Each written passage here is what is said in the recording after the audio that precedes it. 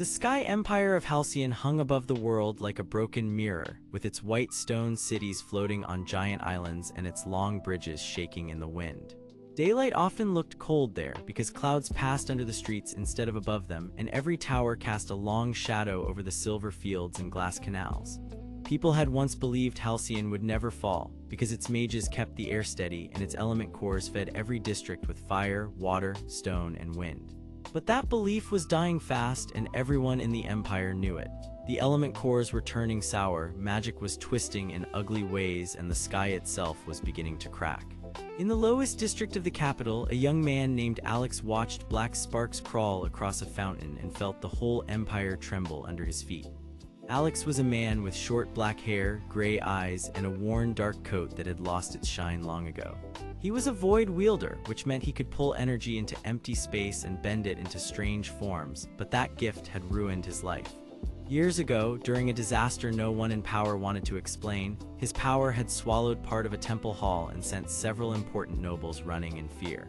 Since then, the court had called him dangerous, unstable, and unfit to stand beside true mages. Alex wanted only one thing now, and that was to stay hidden and survive. He had no plan to save Halcyon, no dream of glory, and no trust left for the empire that had thrown him away. Yet the problem at the heart of the story was already clear, because if the corruption kept spreading, the floating continents would break apart one by one, and every district, every market, every home, and every bridge would be lost to the void below.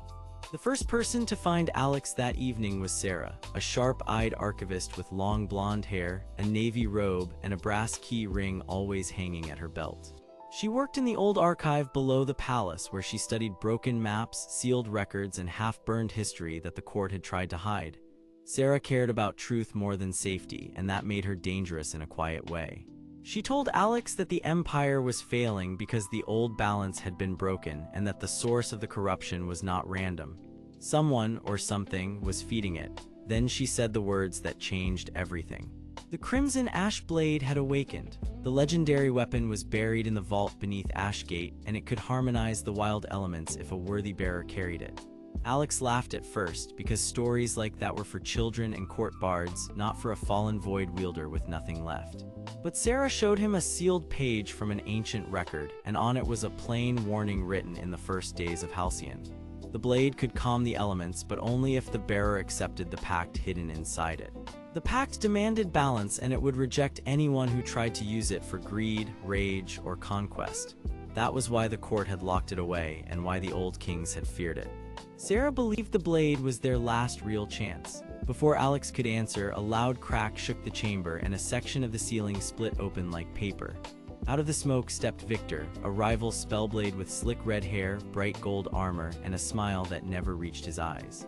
Victor served the upper court now, and he wanted the blade for himself because the Emperor had promised him command over the Sky Guards if he brought it back.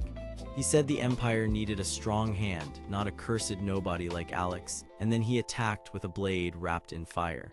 Alex barely survived the clash. His void magic pulled the heat aside, swallowed a burst of flame, and shattered a stone pillar, but Victor was fast and confident, and Sarah dragged Alex through a hidden door before he could be surrounded.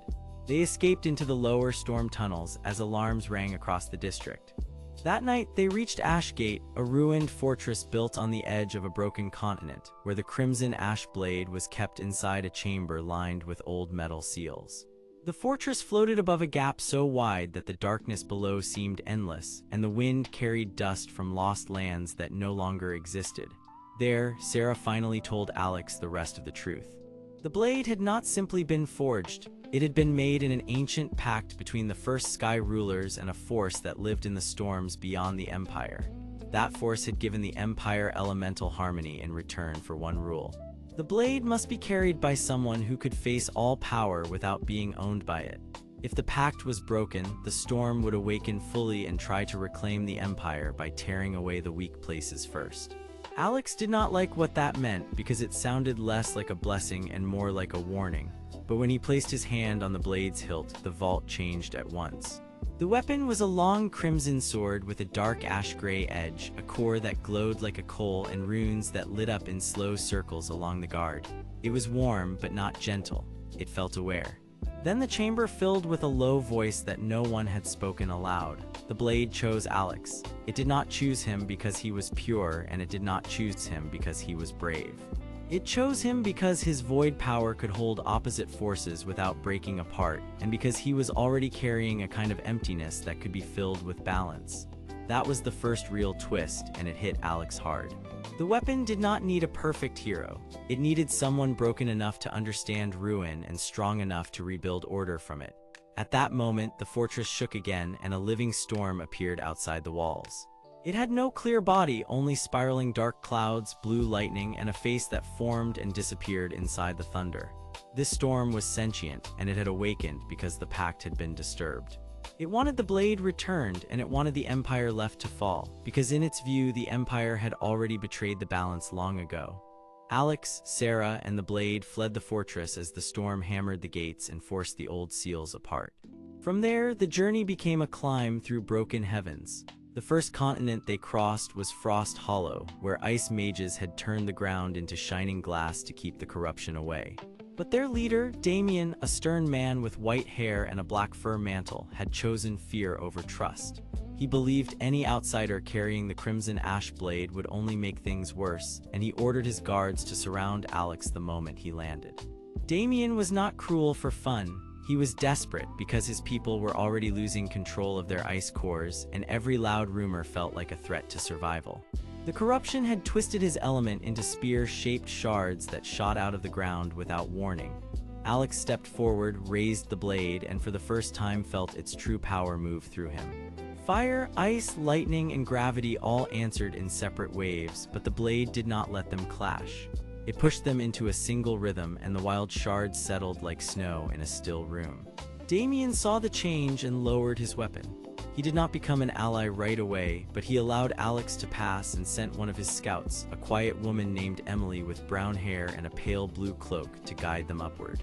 Emily wanted to protect her home more than she wanted to obey her lord, and that mattered because she knew the hidden routes through the shattered bridges. But the storm came behind them, and every time it struck, the clouds formed hard hands that shattered stone and bent iron. Alex began to understand that this was not a blind force. It was chasing him with purpose, testing him, and trying to scare him away from the truth.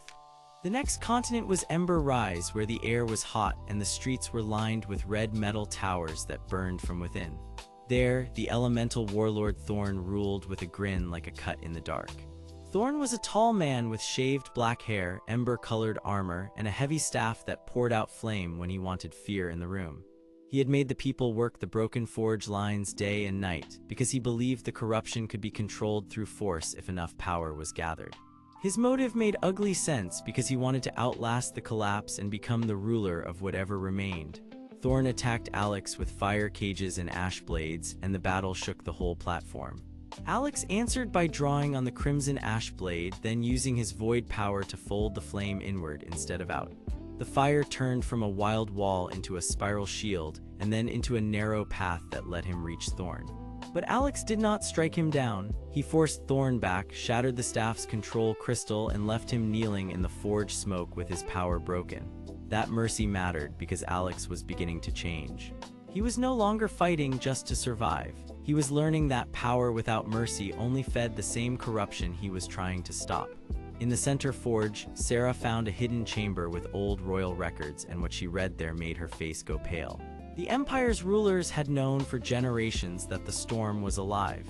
They had used the blade to bargain with it, and they had also fed it prisoners and broken mages whenever the sky grew unstable. The Empire had not been innocent. It had been hiding its own crime behind proud towers and polished laws. That revelation changed everything because now Alex understood why the storm hated the Empire so much. It was not seeking random destruction. It was returning the violence that had been done to it, and the blade was the key to ending the cycle. By the time they reached the highest broken continent, the air had turned thin and the sky had gone almost black, even in daylight. The final path led to the crown's spire, a huge palace platform where the Emperor's last loyal spellblades gathered under banners torn by wind. Victor waited there with his golden armor cracked, his red hair tied back, and his pride fully hardened into rage. He had been sent to bring Alex in chains, but now he wanted revenge because each defeat had exposed how weak the court truly was. Around him stood the last line of palace guards, and above them all rolled the sentient storm, larger now, louder now, and impossible to ignore. Sarah stepped beside Alex with the ancient records in her hands, and she made the final connection aloud. The storm was not the enemy by itself. It was the guardian force created in the pact, and the Empire had corrupted that pact by using the blade to control, not to balance. Long ago, the first rulers had promised the storm a fair exchange. Later rulers had broken that promise again and again, and every lie had fed the chaos. The blade could heal the sky only if its bearer admitted the truth and accepted the cost of carrying balance for everyone, not just for one side. Alex finally understood why he had been chosen. He had spent years living as a hollow man, ashamed of the space inside him. But that emptiness let him hear the blade, feel the storm, and stand where others would have collapsed. He raised the crimson ash blade as the storm descended, and lightning wrapped around fire while ice spread through the cracks in the air. Victor attacked one last time, but Alex met him head-on, not with anger, but with control. He used gravity to pin the spellblades' charge, then drew the wild magic into the blade and forced it into harmony. The storm screamed through the clouds, then split apart in a burst of blue light as the pact was restored. The palace did not fall. The Empire did not fully heal either. Instead, the first signs of balance returned, and the floating continents stopped drifting farther apart. Victor was driven back, the remaining guards lost their will to fight, and Thorne and Damian both received the message that the old order was over. Yet the story did not end there, because Alex still felt the blade humming in his hands, and the storm had left one final whisper behind. The true master of the old pact had never spoken yet, and somewhere beyond the broken horizon, a deeper truth was still waiting above the void. The sky over the broken world had gone strangely quiet, and that silence felt heavier than thunder. The floating continents hung in place like huge islands of stone, lit by pale stormlight and thin bands of drifting mist. Broken roads ended at open edges, shattered towers leaned over the void, and the wind carried a cold that seemed to remember every battle that had taken place there. Alex stood near the cracked ridge with the crimson ash blade in his hands, while Sarah watched the horizon with careful eyes, and Emily stayed close enough to help if he stumbled.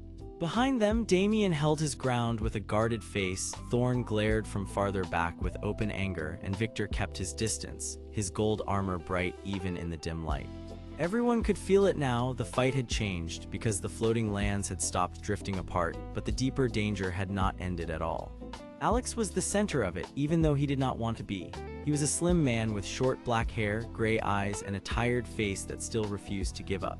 His worn dark coat hung open at the shoulders, his dark gloves were marked by dust and ash, and the faint void mark on one hand still pulsed softly under the sword hilt. He did not fully understand why the blade chose him, but he knew one simple truth: the sword hummed whenever the storm changed its shape, and every hum felt like a warning. Sarah, a woman with long blonde hair, sharp blue eyes, and a navy archivist robe, stepped forward with ink still smudged on her fingers from old records she had studied for years. She wanted the truth because the old records had warned about a pact above the void, and she knew the world would break again if no one listened. Emily, a woman with brown hair, calm green eyes, and a pale blue cloak, stayed near her friends because she believed careful action could save lives where pride could not. Damian, a broad man with white hair and stern brown eyes, wore his black fur mantle like a shield, and he looked less like a conqueror now and more like a ruler who feared the price of his own mistakes. Thorne, a tall man with shaved black hair and harsh amber eyes, wore ember-colored armor and a dangerous grin, and he wanted control because he believed only strength kept a broken world from falling apart. Victor, a proud man with slick red hair and gold eyes, stood in bright gold spellblade armor with a red mantle, and he wanted the old order back because he had always believed the world should bend to men like him. None of them could ignore what had just happened, because the storm had retreated, the guards had lost their will to fight, and the message was clear now: the old rule of the sky had begun to fail. The first sign that something was wrong came from the blade itself. Alex looked down and saw the ancient runes along the hilt glow in a slow, warm ember light, then dim, then glow again, as if they were speaking in a language made of fire and breath. The crimson ash blade had a crimson core and an ash-gray edge, but it was more than a weapon, and Sarah had already begun to suspect that it was a seal key made for the old pact. She had found one line in a damaged archive, and she read it aloud in a low voice, careful and clear, because the words mattered. She said the pact was made to keep the Sky Islands from tearing loose when the void below grew hungry, and it could only hold if the blade and the storm remained in balance. That explained why the storm had answered Alex and why the blade had awakened when the continents started drifting apart. It also explained the danger now, because if the balance was lost again, the floating lands could separate for good, leaving people stranded, starving, and cut off from one another. That was why everyone had to keep moving, even with fear still hanging in the air. A low rumble rolled across the ridge, and the sentient storm returned at the edge of the horizon. It was huge and unnatural, made of dark clouds, blue lightning, and spinning wind rings, with faces that appeared and vanished inside its body like half-formed thoughts. The storm did not strike at once. Instead, it circled the broken sky, and the air around it bent as if the world itself was listening. Alex lifted the blade, and the humming grew louder. Then a whisper came through the wind, not from any one mouth, but from everywhere at once. It said very clearly that the true master had never spoken because the true master was waiting above the void. Sarah froze because she had expected a hidden ruler on one of the islands, but not something tied to the space beyond them. Emily looked up with wide eyes while Damian's jaw tightened, and even Thorne's grin faded for a moment. The revelation changed the shape of the threat because this was no ordinary power struggle.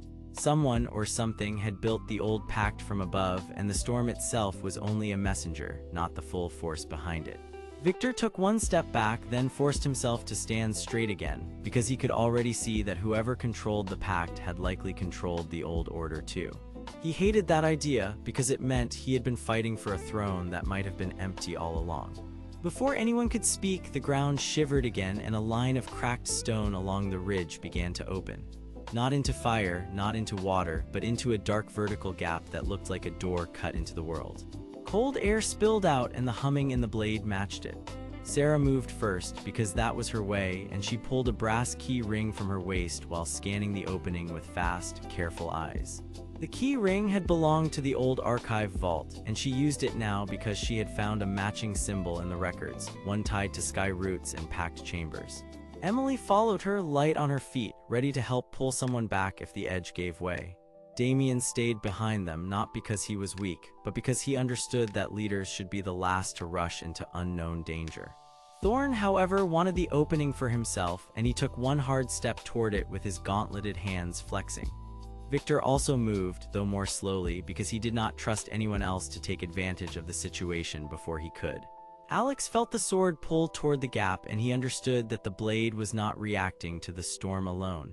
It was reacting to whatever waited above the void, and that meant the next answer was close.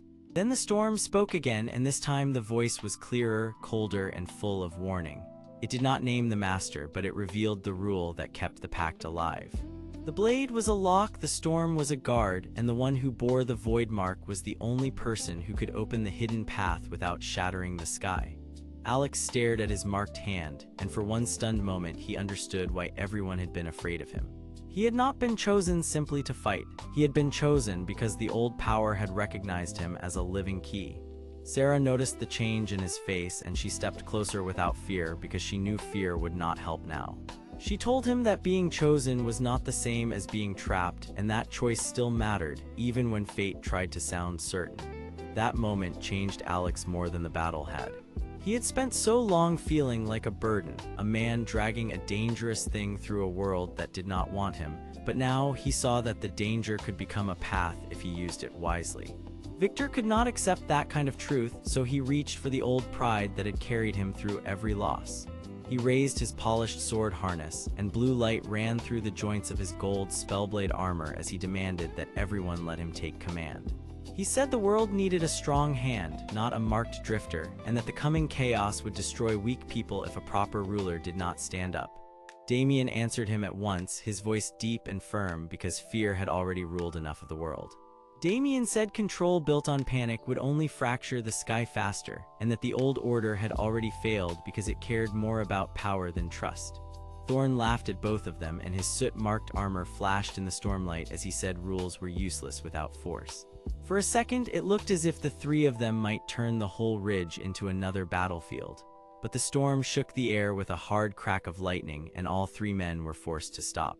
The message was simple: the hidden power above the void was still watching, and any reckless move would call it closer. Alex lowered his blade just enough to keep the hum steady, and the gap in the stone widened into a narrow passage lined with old symbols. Sarah recognized some of them from the records, and she said they marked a path used by keepers of the pact long before the present rulers were born. Emily found fresh scrape marks on the stone and guessed someone had already used the route not long ago.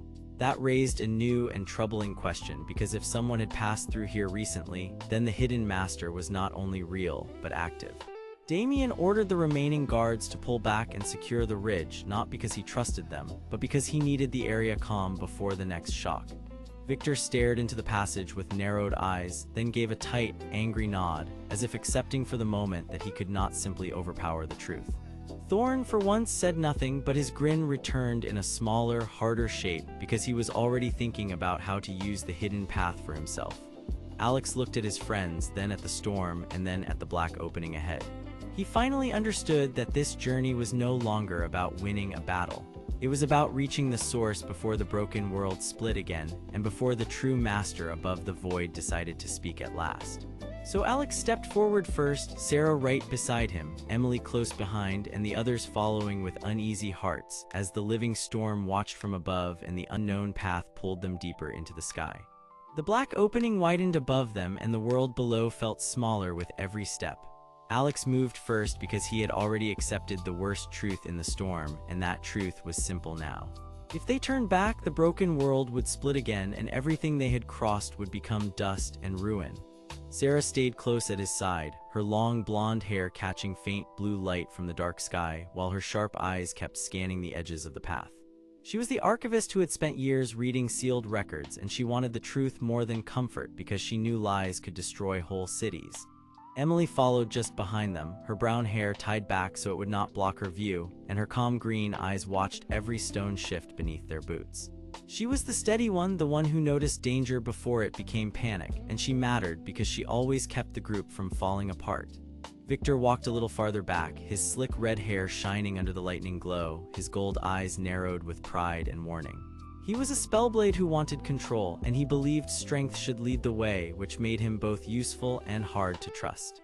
Damian came after him, broad and heavy in his black fur mantle and ice blue armor, his white hair stark against the dark air.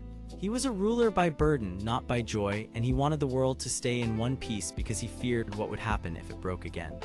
Thorne moved with a harsh grin at the rear, shaved black hair, ember armor, and stood on his gauntlets, looking like a man who welcomed chaos as long as he could stand above it. And above all of them, the sentient storm watched from the dark sky, its blue lightning shifting through cloud shapes that looked almost like a face, as if it were thinking in silence and deciding whether to let them pass. The path did not feel like ground anymore. It felt like a long band of broken stone held together by unseen force, and every few steps it bent upward toward the opening in the sky. The air was cold, thin, and sharp, but it also carried a low hum that vibrated through their bones. Sarah touched the brass key ring at her waist, a habit she had when she was afraid but trying not to show it, and she spoke in a quiet voice so the others would stay focused. She said the old records had warned about a sky wound, a place where the world had once been stitched shut after an ancient war. She had spent years believing those records were symbolic, but now she knew they were literal, and that made the danger much worse. Alex listened without looking away from the path, his gray eyes fixed ahead, his own void mark aching under his glove as if it knew this place. He remembered every battle that had led here, every time power had failed, and every time someone had told him to trust the wrong person. That was why he kept moving. He did not want glory, and he no longer cared about winning. He wanted the source of the tear before the tear became a wound that no one could close. Then Emily stopped suddenly and crouched near a crack in the stone. She pointed to a thin line of black dust that was falling upward instead of down, and that small detail made everyone freeze. The dust was not random. It was being pulled toward the opening, which meant the force above them was calling, waiting, or feeding. Damian saw it too, and his stern face tightened. He said in a low voice that this place was not empty because it had rules, and something up there was using those rules to stay hidden. Victor scoffed at first, but even he did not sound certain when he said they had already faced enough strange things to stop fearing one more. Thorne only smiled wider because he liked the idea that something powerful was waiting. He liked the thought of meeting it on his own terms, and that made him dangerous in a new way. A deep sound rolled through the air, not a roar but a measured pulse like a giant heart beating behind the sky. The sentient storm descended a little lower, and for the first time it did not strike or scatter the group. Instead, it held position above them, winds turning in slow rings, blue lightning moving through its dark body like veins of fire. Sarah looked up with sudden understanding, and her expression changed from fear to sharp focus. She said the storm was not attacking because it was not their enemy. It was a guard, a living seal placed here long ago to keep something from crossing the opening below. The old records had never named that hidden force, but they had called it the true master above the void, a presence that did not rule with armies but with broken promises and fear. Alex felt the meaning of that settle into him like cold iron. The storm was not hunting them. It was watching to see if they were enough to carry the burden the old guardians had failed to carry. That changed everything. It also made the real conflict clear. If the master above the void woke fully, the broken world would not simply crack again. It would be pulled apart and shaped into a prison for everyone still living on it. Damian muttered that this was the reason he had kept hidden archives sealed for so long. His people had feared the truth because once a seal weakens, every ruler starts thinking about power instead of survival. Victor turned on him at once and asked why he had not said this sooner, because every delay had nearly cost them everything. Damian answered without anger, saying that some truths are dangerous before people are ready to hear them. That did not satisfy Victor, and the tension between them sharpened the air. Sarah stepped between their voices and told them to save their strength because the path was changing again. She was right. The stone under their feet began to tilt in uneven steps, and dark mist rose from the cracks like breath from a sleeping giant. Then the first revelation hit them in a way none of them expected. The black opening above was not a hole leading somewhere else. It was a lock, and they were already inside the lock itself. Sarah found the proof when she saw the strange marks carved in the stone bands at her feet. They were the same symbols as the ones in her oldest records, but arranged in a circle, not a warning. A map, a seal map. She traced the pattern with one ink-stained finger and realized the path was leading them toward the center point where the lock could be opened or shut forever. Alex looked at her, then at the storm above, and finally at the strange calm in the air. The truth became plain. Someone had built this place to keep a mind hidden behind the void from reaching the world below. But the seal was failing now because the lock needed a living choice, not just old stone and forgotten words. That was why the storm watched them instead of striking them down. It needed someone who would not break under fear. Before Alex could speak, Thorne stepped forward and laughed softly. He said all of this only proved that power was up for grabs, and if the seal had to be opened, then the strongest person should be the one to claim what waited beyond it. His ember armor flashed as he lifted his hand toward the marks, and for a moment the air around him heated with a dangerous red glow. Victor moved at once, sword half drawn, because he knew Thorne's greed would ruin everything. The two men clashed in a burst of sparks and force, not enough to wound, but enough to force the others back. Damian shouted for both of them to stop, his voice sharp with command and fear, because he understood that any uncontrolled burst could fracture the lock. Emily pulled Sarah back from the glowing marks, and Alex stepped between the fighting men with his void-marked hand raised. He did not strike either of them. Instead, he spoke calmly and told them that if they were here for power, then they were already too late. That simple line cut through the moment better than any blade. The storm answered with a crack of thunder so close that the whole path shook. The thunder did not attack. It split the darkness just enough to reveal a hidden chamber ahead, suspended inside the sky like the center of a ruined temple. In that chamber, a pale shape began to form behind layers of dark wind, and the group finally saw why the storm had such a strange, thinking face. It was not born wild, it had been changed. Long ago, the true master above the void had tried to cross into the world, and the guardians had trapped part of its will inside the storm itself, turning it into a living prison that could also think and warn. That was the deeper twist, and it stunned even Damian, whose guarded face finally showed open fear. The storm was both guard and prisoner, forced to watch the lock it protected while the thing inside kept trying to speak through broken light. Sarah understood at once why the old records had vanished. If anyone learned the storm was partly made from a trapped will, people would have tried to control it, and that would only have helped the hidden master. Alex felt a new weight settle in his chest. He realized the void mark on his hand was not a curse alone. It was a trace of the same force that had shaped this sky wound. He had been touched by the enemy long before he knew the enemy had a face. That truth should have made him afraid, but instead it made him steady. He was no longer only fighting to survive. He was fighting because he could be used, and he refused to let that happen. The path ahead brightened for one hard second, and in that light he saw the chamber doors beginning to open. Sarah grabbed his sleeve and told him the seal was reacting to his mark. Emily looked from one face to another and quietly asked if he was going to step forward. Victor, still tense and breathing hard, said that if Alex was tied to the lock, then he was also tied to the answer. Damian said nothing, but he moved to stand beside them, choosing unity over fear at last. Thorne only narrowed his eyes because he had understood the same thing and hated that he was not the center of it. Alex took one slow step toward the chamber, and the storm above answered with a low tremble that ran through the whole sky. He did not know whether the opening ahead would save the world or finish breaking it, but he knew he had reached the point where hiding was no longer an option. Sarah held her place at his side, no longer just a scholar of old records, but a woman who had chosen to trust the living truth over dead paper. Emily stood ready behind them, calm and watchful, prepared to carry anyone who stumbled. Victor kept his sword hands steady, proud but focused, learning that real strength also meant restraint. Damian lifted his chin and accepted the burden of speaking honestly now, even if it exposed his fears. And Thorne stayed close enough to matter, but not close enough to command the moment, which was a danger of its own. Above them, the sentient storm pulled back its dark cloud rings and opened a clear path through the black chamber, as if it had made its decision at last. The group moved together, but the air ahead was still full of pressure, and a voice, faint and cold, began to gather beyond the light. It had not spoken yet, not fully, but everyone could feel that the true master above the void was near. Alex clenched his marked hand and kept walking, because now he understood the next truth. This was not the end of the journey. It was the moment before the world answered back.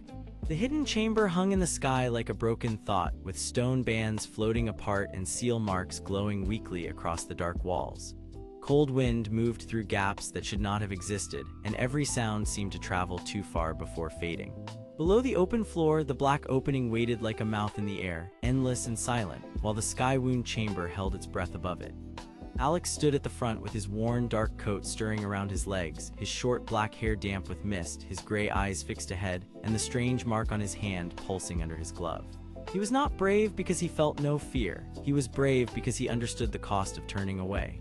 Sarah, a careful and smart woman with long blonde hair, sharp blue eyes, and ink smudges on her fingers, stayed close behind him with her brass key ring clicking softly at her waist. She wanted answers, and more than that, she wanted the truth preserved before anyone powerful could twist it again. Victor, a proud man with slick red hair, gold eyes, and bright gold spellblade armor, walked beside them with his chin lifted, as if even this impossible place should respect him. He wanted control, and he hated the feeling of standing inside a mystery he could not command. Damian, a broad man with white hair, stern brown eyes, and black fur over ice blue armor, moved with slow care because he had brought them here to stop a disaster and feared he had already brought them too far. Emily, a quiet woman with brown hair, calm green eyes, and a pale blue cloak, watched every broken ledge and falling spark, ready to pull anyone back from danger.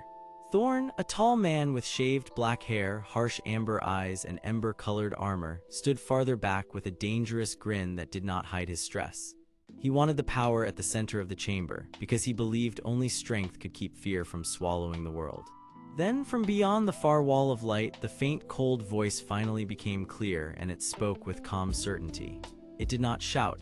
It did not beg. It simply said that they had arrived late and that the sky had already chosen its next fracture.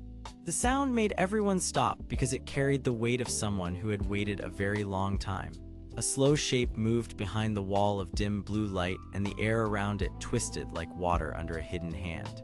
Then the sentient storm rose into view, a living storm made of dark clouds, blue lightning, spinning wind rings, and changing faces that formed and vanished inside the thunder. It was vast, intelligent, and deeply angry, but not in a simple animal way. It spoke like a guardian that had been forced to guard a wound for too long.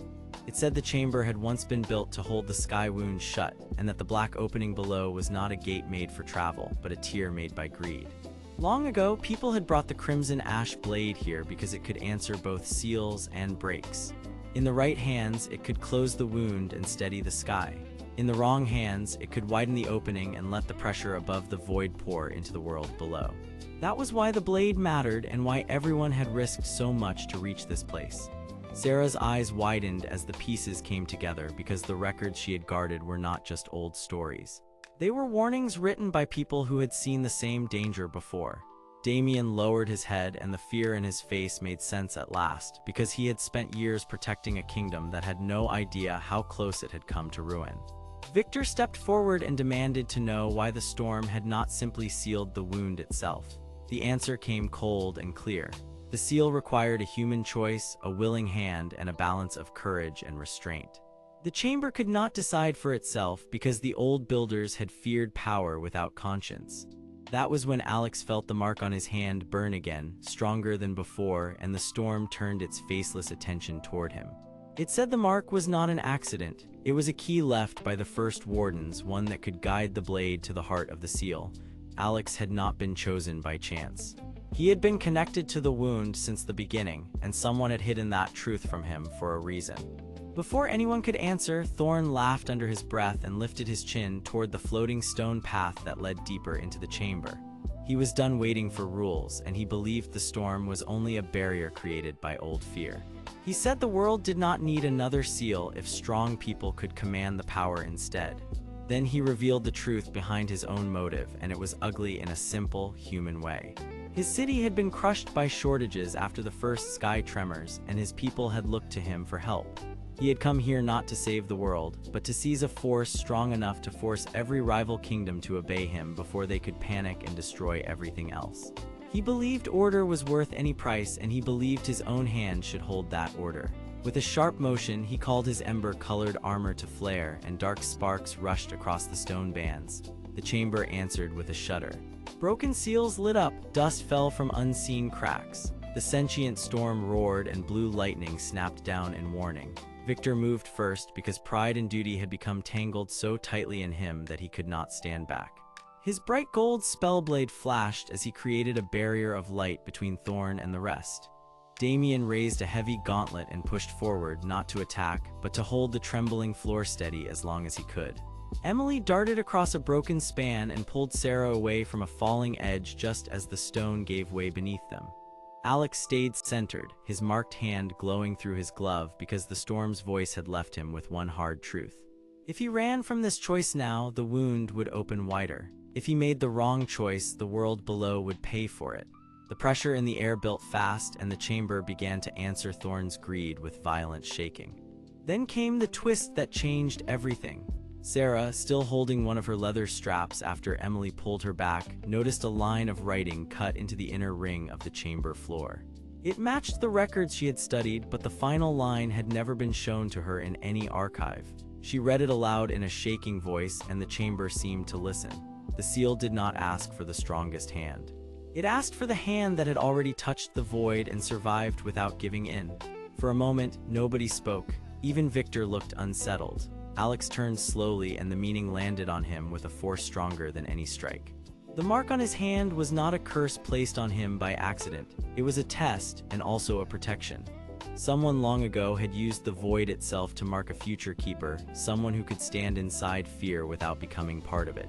That was why the Black Chamber had opened for him in the first place. It had not been choosing power, it had been recognizing restraint. The storm confirmed it with a low thunder sound that felt almost like sorrow. It said the first wardens had hidden the truth because the world before had hunted marked people, fearing what they did not understand. Alex felt anger rise inside him, but it was a clean anger now, not confusion. He was tired of being treated like a danger when he was trying to protect others. Thorne saw the change and rushed to stop it, raising his staff harness and forcing Ember light into the air like a blade of pressure. Victor met him in a harsh clash of gold and red, their powers striking and sliding apart in bright flashes. Damian pushed himself between the shaking floor and Emily, who was now guiding Sarah toward the center stone where the seal markers glowed strongest. The chamber groaned, the black opening widened by a careful breath. The storm voice warned that if the pressure broke fully, the whole hidden chamber would collapse inward and drag their chance with it. Alex looked at Sarah, then at the others, and for the first time, he did not wait for permission to act. He understood that leadership was not the same as control. He understood that trust was not weakness. He lifted the crimson ash blade, and the ancient sword answered with warm ember light along its ash-gray edge. The runes on the hilt lit up one by one, as if waking from a long sleep. The blade had been waiting for the right hand, but even then, Alex did not rush forward. He held it level, breathed once, and listened to the storm's final warning. The seal would open to be repaired, not to be conquered. Thorne attacked again, desperate now, because he saw the power slipping away from him. He drove a surge of ember force toward Alex, and the chamber rocked so hard that loose stones flew through the air. Victor was forced to retreat one step, then another, as the pressure overwhelmed his barrier. Damian gritted his teeth and held his stance, his broad frame braced against the trembling floor, while Emily pulled Sarah behind a cracked seal pillar before it could fall. The sentient storm came down in a ring of blue lightning, not to destroy, but to drive Thorne back from the heart of the chamber. Its thunder shaped into a face of warning and sorrow, and for a heartbeat it looked almost human. Then Alex moved. He ran straight toward the center ring, not because he had suddenly become fearless, but because he finally understood what his fear was for. He was not supposed to conquer the void. He was supposed to stand in front of it and choose what it could not have. The crimson ash blade sank into the seal slot with a clean flash of red light and ash sparks. The chamber answered at once. The broken stone bands rose, turned, and locked into a new pattern. The black opening tightened, shrinking just enough to stop its hungry pull, while the floating walls of the sky-wound chamber steadied around them. Thorne stumbled backward, his armor scorched and his grin gone, and the storm forced him and his ember force to retreat from the center. Yet the victory was not complete. The chamber did not close fully. A narrow seam of blue light remained above the seal, and inside it, something cold and watchful seemed to remain awake. The sentient storm lowered its voice and said the wound was held, not healed, because the true source still rested beyond the far side of the fracture. Alex kept the blade in place, his arm trembling, and he felt the mark on his hand settle into a strange, quiet heat. Sarah moved beside him and gently placed her ink-stained fingers over the old writing, while Victor stared at the seam with a look that mixed pride, doubt, and fear. Damian finally admitted the truth in a low voice, saying he had brought them here because he hoped the blade could save his people, but he had never known the cost would be this personal. Emily looked at Alex with steady loyalty, as if she had known all along that he would make the hard choice when it mattered most. The storm then spoke one last warning before the chamber could grow still. The seal had been answered, but the master beyond the void had now felt their presence. And from somewhere behind the narrow blue seam, a colder voice began to gather again, patient and certain, as if it had been waiting for Alex to prove himself worthy of the next trial. Alex looked up, tightened his grip on the glowing blade, and understood that this was only the middle of the fight. The sky had answered back, and now the true purpose of the wound was starting to reveal itself. The chamber inside the sky wound hung in silence, but it was not a peaceful silence. Broken stone rings floated in the dark air, each one carved with old seal marks that still glowed in thin blue lines. Above them, the narrow opening in the sky pulsed like a fresh wound, and cold wind moved through the chamber in slow, careful waves. Alex stood near the edge of the nearest stone band, his short black hair stirred by the strange draft, his gray eyes locked on the seam above, and his tired face made sharper by the red light from the crimson ash blade. He knew the truth now, even if he did not fully understand it. The sky had answered them, and something on the other side had answered back. That meant their choice had consequences, and if they failed here, the wound in the sky could widen until it swallowed the valley below and everything built around it. Sarah was the first to move. The blonde-haired woman in the Navy archivist robe held her brass key ring close to her waist, and her ink-smudged fingers trembled only once before she forced them still. She had spent years studying forbidden records, and what drove her now was simple and clear. She wanted to understand the old seals before they ruined anyone else's life. She pointed at a row of carvings near the floor and said the marks were not just protection, but a test written for someone who could carry both power and burden without turning cruel. Victor stood behind her, tall and proud in his bright gold spellblade armor, his slick red hair catching the ember glow from the blade.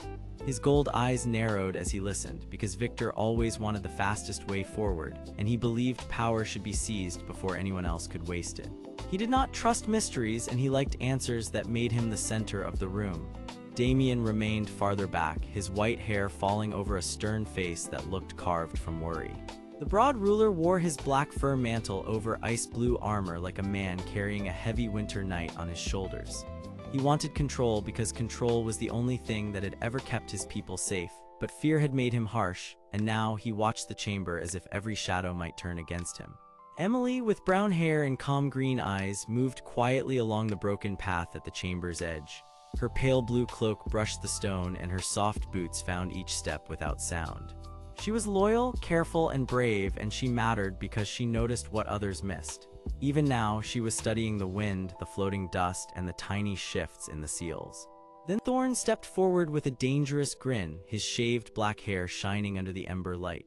He wore ember-colored armor marked by soot, black gauntlets, and a heavy red staff harness, and his harsh amber eyes carried the look of a man who believed pressure could solve every problem. He wanted the chamber to reveal its power before anyone else could claim it, and that made him the most dangerous man in the room. He did not believe in waiting, and he did not believe in restraint. His hand moved toward the glowing runes, and the chamber reacted at once. A line of blue light snapped across the floor, and the floating rings shifted with a low, grinding hum. Sarah warned him to stop, but Thorne only laughed and pressed harder, and the air around the seal tightened like a held breath. Alex stepped in front of the others, the crimson ash blade lifting in his hand as if it knew the danger before he did.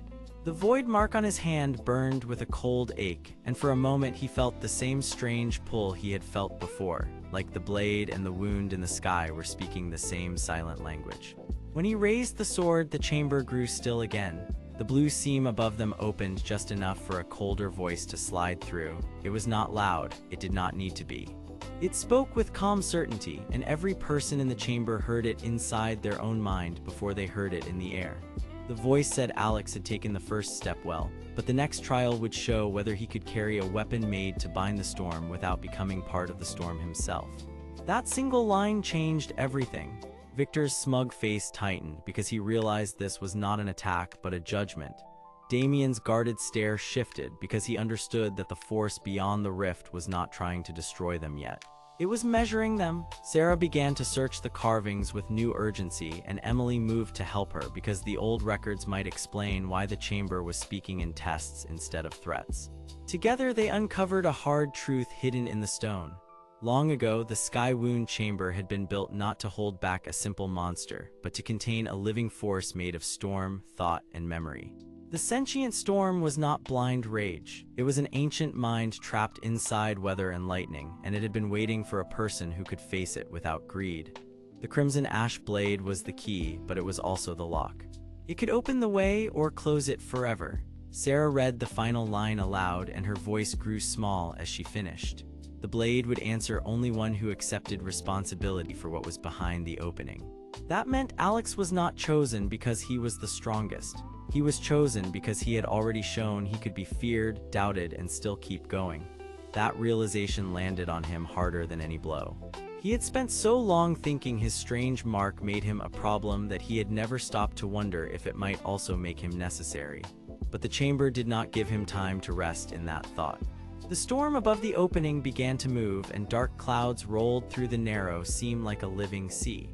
Blue lightning flashed behind them, and the shape of a face began to form inside the thunder, shifting from one expression to another in slow, unreadable motions.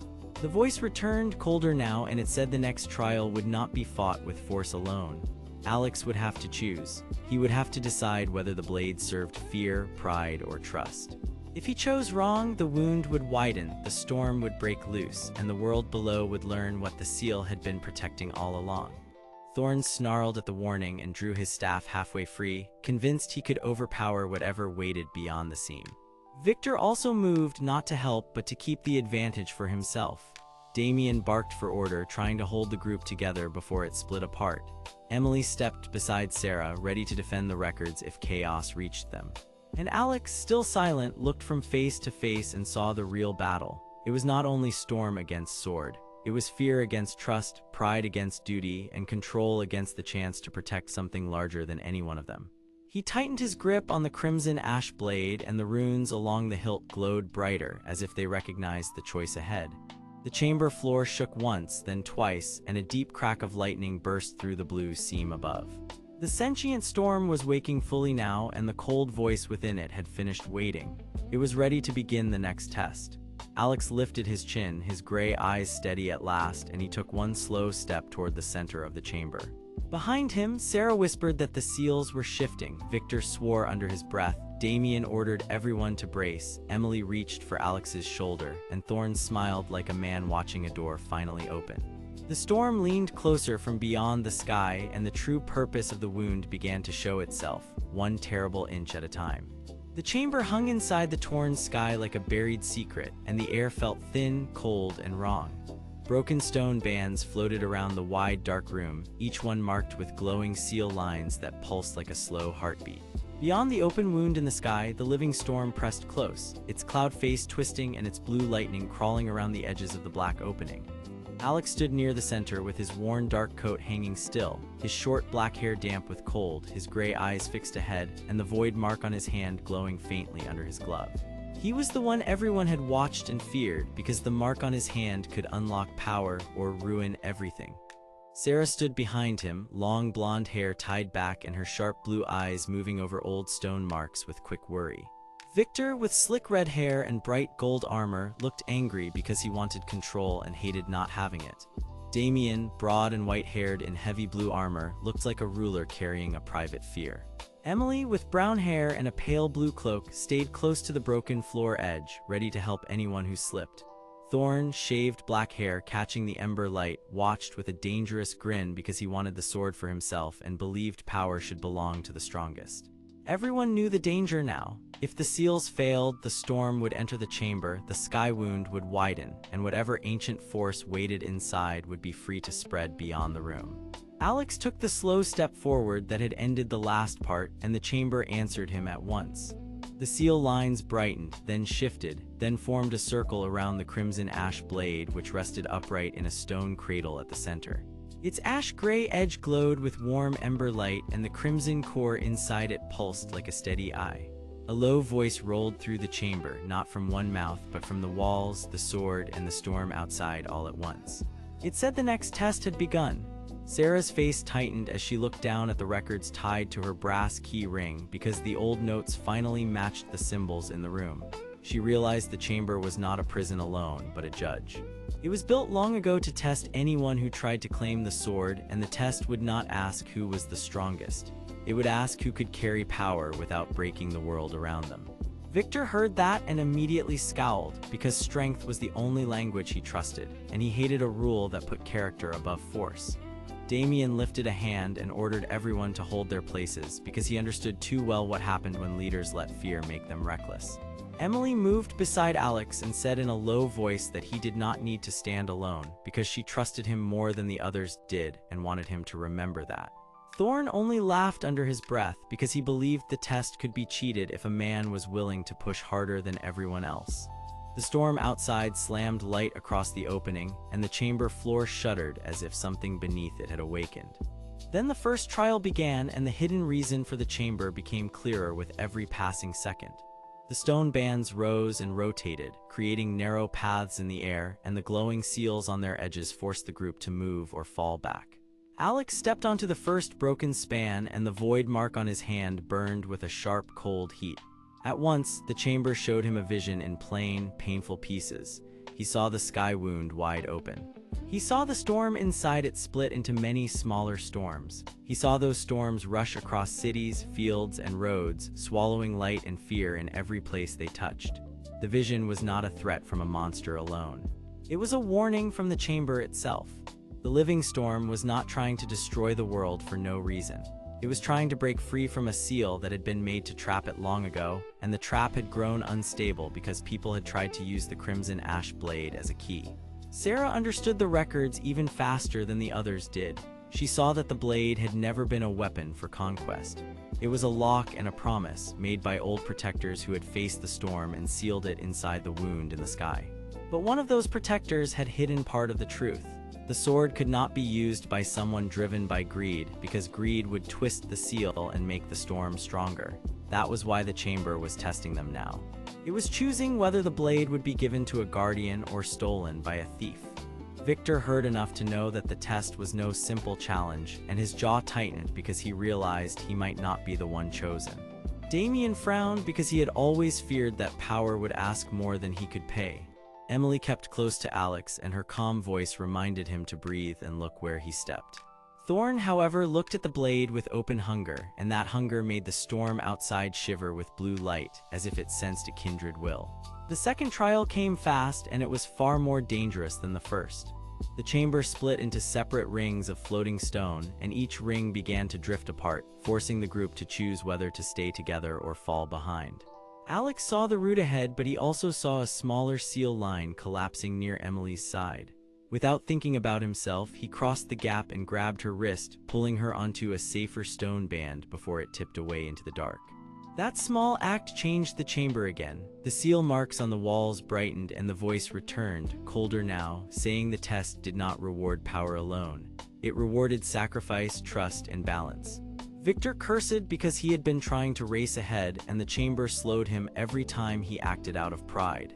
He finally realized that his own will had been working against him. He wanted to prove himself more than he wanted to protect the group, and the chamber could feel that. Damian saw the same lesson in a harder way.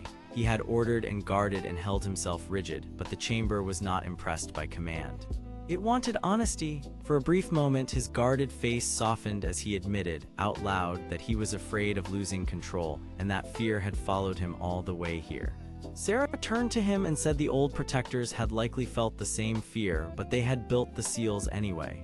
That helped Damian stand straighter, because fear did not vanish, but it could be carried. Thorne, meanwhile, stopped pretending. He stepped toward the crimson ash blade and reached for it with both hands, choosing force over patience. The instant his gauntlets touched the glowing hilt, the chamber screamed with light, and the storm outside answered with a deep roar. The hidden truth of Thorne's motive finally showed itself. He had not come to save the realm or even to join the group. He had come because he believed the storm could be bent into a weapon, and he wanted to command it before anyone else could stop him. The chamber reacted at once, and the next moment became a clash of light, wind, and sound. Thorne tried to pull the sword free, but the seals around the cradle locked his arms in place and sent a wave of force through the floor. The floating rings began to tilt wildly, and the black opening in the sky widened by another terrible inch. The living storm pushed a huge shape toward the wound, and for one breath it looked almost like a face made of cloud and lightning, staring straight into the chamber. Emily shouted for everyone to brace. Sarah dashed toward a side wall, found a hidden record stone half buried under dust, and pressed her key ring into a narrow groove she had noticed earlier. The stone opened a narrow panel and revealed the final line of the old warning. It said the blade must be awakened by a willing hand, not a greedy one, or the storm would claim the chamber itself. That was the twist Alex had been missing. The sword was not waiting for the strongest person. It was waiting for the one who could accept both power and burden without reaching for glory. Alex looked at Thorne struggling against the seals, looked at Victor finally helping instead of boasting, looked at Damian holding a broken path steady with his own weight, and looked at Emily still keeping everyone from slipping into the dark. Then he understood what the chamber was asking from him. He had feared the void mark on his hand because it made him seem strange, dangerous, and unwanted. But the chamber had chosen him because he knew what it meant to live with a power that other people did not trust. He stepped toward the sword, not with pride, but with careful calm, and the glow around his hand answered the glow in the blade. The storm outside slammed hard against the wound. The seals trembled, and Thorne shouted in anger as the chamber began to release him, not because he had won, but because he had failed the test. Alex did not grab the sword yet. Instead, he placed his marked hand near the hilt and let the ember light settle around his fingers. The crimson ash blade warmed, and the ancient runes along it shifted like waking eyes.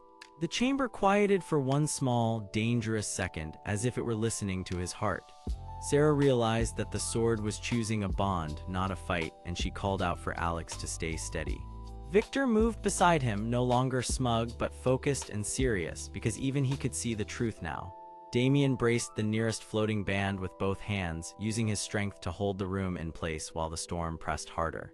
Emily stood behind Alex and told him the same thing she had told him before every hard step they had faced together.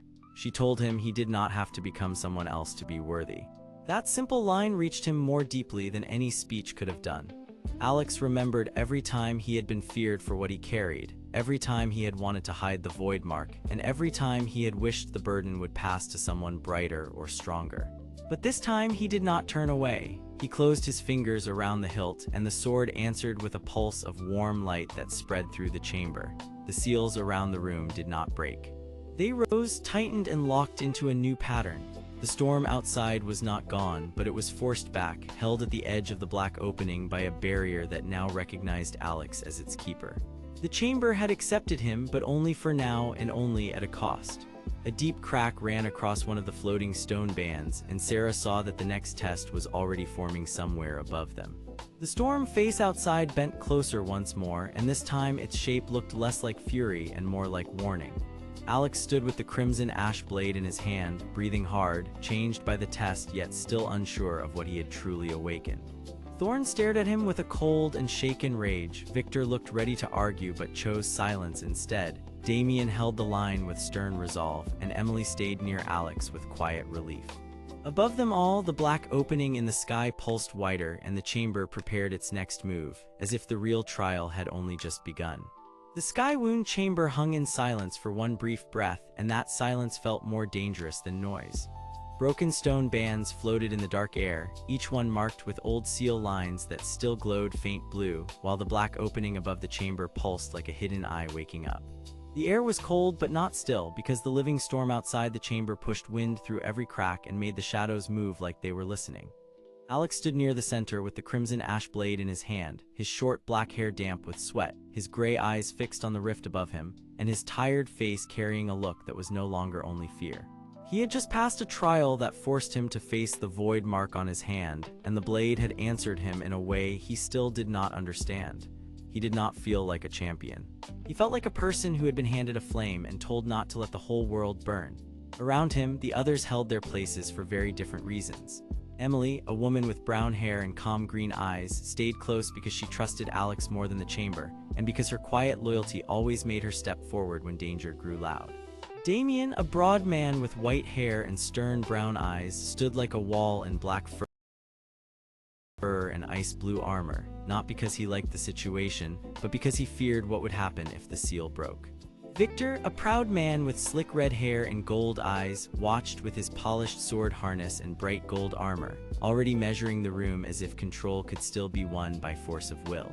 And Thorne, a tall man with shaved black hair and harsh amber eyes, wore ember-colored armor and a dangerous grin that no longer looked certain, only angry that something he wanted had slipped beyond his reach. The real problem was now clear to everyone, even if they hated hearing it. The black opening was growing, the chamber was failing, and if no one stopped it soon, the storm above would swallow the sky path, cut off their escape, and release something none of them could name. Alex lowered the blade slightly and asked the question they all feared. "What is this thing really?" he said, and his voice sounded steady only because he was trying so hard to keep it that way. Sarah, a woman with long blonde hair, sharp blue eyes, and ink smudges on her fingers, stepped out from behind a broken stone band with a brass key ring at her waist and a stack of old records clutched to her chest. She had been studying the chamber markings for hours, and she mattered because she had found the first piece of the truth. "It is not just a storm," she said, her voice calm but tight. "The records call it a sentient storm, and the seal in this chamber was built to keep it thinking in circles until its power faded. If the seal breaks, the storm will not just spread. It will wake up fully and choose its next move." That answer changed the room at once. Victor's jaw tightened because he hated mysteries that could not be controlled by rank or skill. Damian's eyes narrowed because he had feared a failure like this long before he ever saw the chamber. Emily looked at Alex, and in her face he saw the hope that he could still be more than the fear in his hand. Thorne, however, smiled wider because to him every danger was only a tool if it could be grabbed first. He took one step forward and pointed at the crimson ash blade. "Then give me the sword," he said. "I can force the storm back." He did not say this because he cared about the others. He said it because he believed power should belong to the strongest hand, and because he thought the chamber had cheated him by choosing Alex instead. Alex felt the blade warm in his grip, almost like it was warning him. He did not want the power Thorne wanted, and that made him the wrong kind of person for someone like Thorne to trust. Before anyone could answer, the chamber shook. A deep crack of thunder rolled through the broken stone, and the black opening above them widened another inch, spilling dim blue light across the floor. The storm outside flashed a face-like shape in the clouds, then another, each one shifting too fast to be sure it was real. Wind rings swirled down through the opening and slammed into the chamber walls, forcing everyone to brace themselves. A loose seal stone spun free and smashed against the far wall, and Sarah cried out as her records flew from her hands. Emily lunged to catch her, and Damian drove his boots into the floor to keep the group from being pushed back. Victor lifted an arm against the wind, his gold armor shining hard under the blue light, and he shouted that they had to find the anchor mark before the chamber gave way. Thorne, instead of helping, moved toward Alex again, his rage finally breaking through his confidence. "You heard her," he snapped. "The seal is dying. If the blade is the key, then I will take the key." That was when Alex changed. He had been afraid of the void mark on his hand since the beginning, afraid it meant he was tied to something wrong, but the blade in his hand gave him a clear answer. He was not supposed to be a prisoner of the storm. He was supposed to choose what to do with it. He raised the crimson ash blade, and the ancient runes along the hilt lit in a warm ember glow that cut through the blue wind. The chamber quieted for 1/10 second, as if even the storm wanted to see what he would do next. Alex stepped between Thorne and the others, not because he felt brave, but because he finally understood that fear was not the same as surrender. "You are not taking this," he said. His voice was softer than Thorne's, but it landed harder. Thorne laughed, but the sound was strained. "Then you will lose it," he said, and he slammed his black gauntlet against the floor. Ember light burst from the ground in a jagged wave, not a full attack, but enough to throw everyone off balance and send stone dust into the air. Victor cursed and moved to counter him. Damian barked for both of them to stop, and Emily shielded Sarah as the records scattered again. The conflict had split open completely now, and the storm above answered by roaring louder, as if it fed on their fear. Alex lifted the blade with both hands, and for a moment he felt the same strange pull he had felt during the trial, but now it came with something deeper. The sword was not calling for violence, it was asking for balance. He did not fully understand that, but he could feel it in the way the warmth moved through his arm without burning him.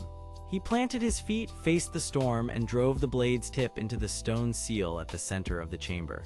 The impact sent a ring of red light across the floor, and the floating seal marks flashed in answer.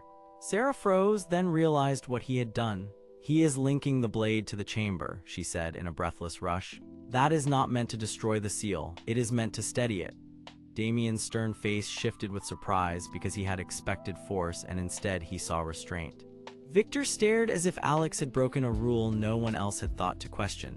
Thorne, however, saw only another chance to take what he wanted. He rushed forward with reckless speed, but the chamber reacted before he could reach Alex. The seal marks flared, the floor trembled, and a barrier of red and blue light rose between them. Thorne slammed against it and was forced back hard enough to skid across the stone. His armor sparked, his grin vanished, and for the first time he looked less like a predator and more like a man who had lost his grip on the room. That was the twist none of them expected. The blade was not a weapon to conquer the storm. It was a lock, and Alex was beginning to hold the key without even knowing how. Yet that truth came with a second danger, because the seal did not settle. It only paused. The storm outside pushed closer, and inside the black opening a shape moved that was larger than the others, denser than lightning, and too aware to be random. Emily saw it first, and her calm face turned pale. Sarah saw the same thing in her records, because one page had finally stopped shaking enough for her to read the last line. She whispered that the storm was not only trying to break free, it was also trying to reach someone in the chamber. The chamber itself had been built for that reason. Long ago, someone had split the storm into parts and hidden one part here, but the records did not say why. Victor demanded the rest of the page, but Sarah shook her head because the ink at the bottom had been torn away on purpose. That made the mystery worse, not better. Damian looked at the rift, then at Alex, and finally spoke with the heavy honesty of a ruler who feared his own kingdom might have been built on a lie. "If the storm was divided on purpose," he said, "then someone here knew it could think, choose, and remember." Alex felt the blade pulse once in his hand, and with that pulse came a flash of feeling that was not his own. He saw a stone hall, a ring of seals, and a figure standing at the edge of the storm with one hand raised, not to fight it, but to command it. The vision vanished as fast as it came, but it left one clear truth behind. The storm was not merely an enemy, it was also a prisoned mind. That truth hit Alex harder than any blow, because he had spent so long fearing what was inside him that he had never thought about what had been trapped outside him. Thorne wiped dust from his face and laughed again, but this time his laugh sounded false. "Good," he said. Then we can break it and use it." Victor snapped at him that he had learned nothing, and the two men nearly moved into another clash before Damian raised a hand and forced them apart with pure authority. Emily stepped beside Alex, not touching him, but close enough that he could feel he was not alone. Sarah gathered her scattered records and quickly copied the torn line into her own notes because she knew that if they left now, they would return with even fewer answers. The chamber shook again, stronger this time, and the black opening began to widen into a shape like a door made of night. Blue light crawled around its edges, and the living storm pressed against it from the other side. Alex stood at the center with the crimson ash blade glowing in his hand, more tired than before, but also more certain. He had not won the chamber. He had only earned a place in the next choice. He looked at the others and saw fear, pride, duty, greed, and trust all standing in one broken circle. Then he looked up at the widening sky wound and understood the part that mattered most. If he wanted to save anyone, he would have to stay calm inside the chaos and keep the blade steady while the chamber tested him again. The storm answered with a low, rolling thunder, the seals flashed weakly, and the hidden chamber held for one more moment. But everyone there could feel the next failure coming, and no one could yet see what waited on the far side. The hidden chamber hung in the broken sky like a forgotten room that refused to fall, and its stone bands trembled under the weight of the storm above. Blue light leaked through the cracks, thin and cold, while the seals along the walls flickered like tired eyes trying not to close. Alex stood near the center with the crimson ash blade in both hands, his short black hair damp with mist, his gray eyes fixed upward, and his worn dark coat snapping in the wind that kept trying to tear through the room. He had a tired face, a dangerous void mark on one hand, and a calmness that did not come from peace, but from choice. Sarah stood close behind him, a woman with long blonde hair, sharp blue eyes, and ink smudges still on her fingers, her navy archivist robe fluttering as she watched the seal marks with careful focus. She wanted truth because she knew every old record in the archives had led them to this one impossible place. Victor stood to one side, a man with slick red hair, gold eyes, and bright gold spellblade armor that shone even in the dim light, and his proud face showed that he wanted control more than safety. Damian, broad and heavy in his black fur mantle over ice blue armor, kept one hand near the chamber wall, his white hair brushed by sparks, his stern brown eyes full of fear he refused to name. Emily, with brown hair, green eyes, and a pale blue cloak, watched every crack in the floor with quiet loyalty, ready to move wherever help was needed. And Thorne, tall and powerful with shaved black hair, harsh amber eyes, and ember-colored armor marked by soot, stood farther back with a dangerous grin, acting calm only because he hated feeling trapped. Everyone there understood the same hard truth. If the seals failed now, the sky wound above them would open wider, the chamber could be lost, and whatever waited beyond the black opening might spill down. A low thunder rolled through the chamber again, and the sound did not come from far away this time. It came from the living storm itself, a vast shape of dark clouds, blue lightning, and twisting wind rings that pressed around the broken circle overhead. Faces formed and vanished inside it, never staying still long enough to read, but always turning toward Alex as if the storm was studying him. Sarah had already told them the old records gave this chamber one clear warning. The storm was not just weather, but a guard built to react to fear, force, and imbalance. It fed on panic, and every burst of wild magic made it stronger. That was why the blade had to stay steady. That was why Alex had to stay steady. He could not win by striking harder because the chamber and the storm were testing control, not strength. Victor did not like that answer. He stepped forward jaw tight and said that if power was needed, then power should be used openly, not hidden behind rules and dead books. His voice was smooth, but his eyes kept measuring the blade like he wanted to claim it for himself. Sarah turned at once and warned him that the seals had been built to respond to balance, not pride, and that reckless force would only widen the sky wound. Victor gave her a sharp look and replied that she trusted paper too much and action too little. Damian backed Victor's caution only in part because he feared the chamber more than he feared the argument. He admitted, in a hard voice, that he had brought them here because the storm had already started breaking the mountain seals around his own lands, and if this chamber collapsed, his people would be the first to suffer. That confession made the stakes plain. Damian was not only a ruler carrying fear. He was a man trying to save his home, and he had come to Alex because the old answers had failed everyone else. Emily stayed close to Damian, her quiet face showing that she understood his burden, but her green eyes stayed on Alex because she trusted his calm more than anyone else in the room. And Thorne, hearing all this, only smiled wider because fear and division were exactly what he wanted. He wanted the seals broken, not because he cared about the storm, but because he believed the power behind it could be forced into a weapon. He had spent too long under stronger rulers, and now he wanted a power that could— Then the chamber changed. The walls gave a hard shudder, and the center floor opened into a ring of light that pulled the air downward in a slow, cold spiral. The crimson ash blade warmed in Alex's hands, its crimson core glowing brighter while the ash-gray edge stayed calm and still.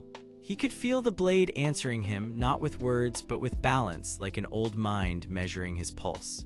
The runes along the hilt lit one by one, and Sarah recognized the pattern at once. She shouted that the seal was not simply weakening. It was testing a command path, as if the chamber wanted proof that the blade was being held by someone who could carry its burden without losing control. That was the twist hidden inside the ruin. The blade was not just a weapon for cutting through the storm. It was part of the chamber's lock. It was one of the keys. Alex's eyes widened, and for one brief moment, even his steady face showed surprise. He realized the chamber had been waiting for someone with the void mark, someone who could hold both danger and restraint at once. That explained why the storm had not crushed him already. It had been measuring him. Victor saw the shift in Alex's expression and guessed the truth before anyone said it aloud. He looked almost offended because the chamber had chosen a man he did not respect. Thorne, on the other hand, noticed the glowing runes and stepped closer with hungry interest.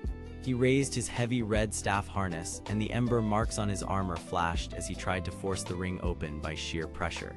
The chamber answered at once. Dark wind slammed outward, knocking him back several steps, and the seals burned hot enough to make him stumble. Sarah shouted that any rough strike would make the chamber fight harder, and Emily moved in fast to catch Thorne before he hit the wall. Damian ordered everyone to hold position, but his voice shook now because the storm had become more active, and the faces inside it were turning fast, as if something inside the clouds had learned their names. Alex looked at the blade, then at the sky wound, then at the frightened faces around him, and he understood that the chamber did not want him to win alone. It wanted him to lead everyone into balance or fail with them all. So he lowered his shoulders, breathed once, and placed both hands more. The storm reacted instantly. Lightning curved down from the black opening overhead, not striking at random, but cutting in deliberate lines toward the seal marks around the chamber. Stone chips flew from the broken circle, and the room filled with cold wind so strong that even Victor had to brace his boots. Sarah shouted directions while scanning the walls, telling them which seals were still alive and which ones were about to fail. She was no longer just an archivist reading old records. She had become the first clear voice in the room, the one who understood the pattern of the ruin and could guide the others through it. Damian moved to one wall and pushed his armored hands against a cracked pillar, using his full weight to keep the structure from shifting.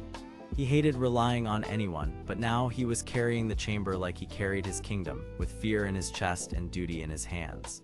Emily climbed onto a broken slab, steady and quick, and reached a higher seal that had begun to dim. Her pale blue cloak whipped around her as she pressed her palm to the stone and held it in place long enough for Sarah to trace a repair line with chalk from the archive kit at her belt. Victor, for all his arrogance, finally did something useful.